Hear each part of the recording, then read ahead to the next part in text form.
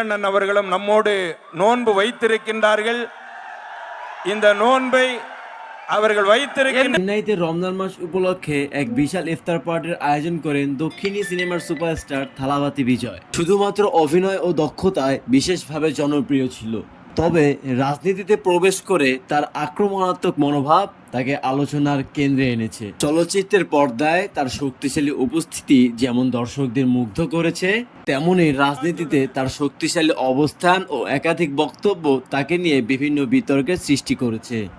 এবার তিনি রমজান মাসে একটি ইফতার পার্টিতে অংশ নিয়ে নতুন করে আলোচনায় উঠে এসেছেন।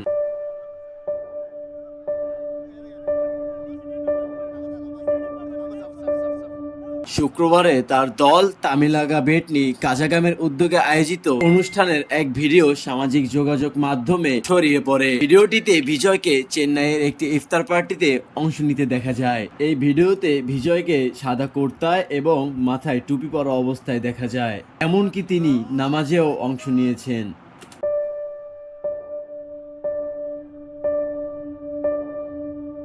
سمع الله لمن حمده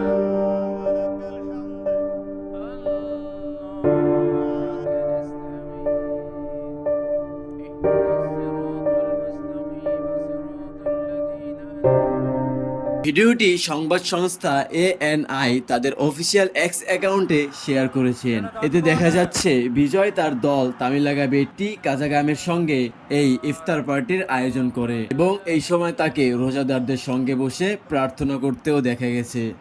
থালাভাতি বিজয়ের এই ভিডিওটি ভক্তদের মধ্যে মিশ্র প্রতিক্রিয়া সৃষ্টি করেছে। অনেকে তার এই সাম্প্রদায়িক সম্প্রীতির প্রয়াসকে প্রশংসা করছে। অনেক ভক্তরা তার এই সামাজিক মাধ্যমে তার এই কাজকে সাহসী ও অন্তর্ভুক্তিমূলক উল্লেখ করেছেন, কিন্তু একই সঙ্গে কিছু নেটিজেনরা তাকে ট্রোল করতেও ছাড়ছেন না। একজন ভক্ত লিখেছেন, তুষ্টির জন্য এতটাই পাগল হয়ে গেছেন থালাভাতি যে নিজের ধর্ম ও কর্তব্য ভুলে গেছেন। অন্যদিকে আরেকজন কমেন্ট করেছেন, নতুন দল গঠন করেছি, তাই ভাইজানদের খুশি করতে হবে।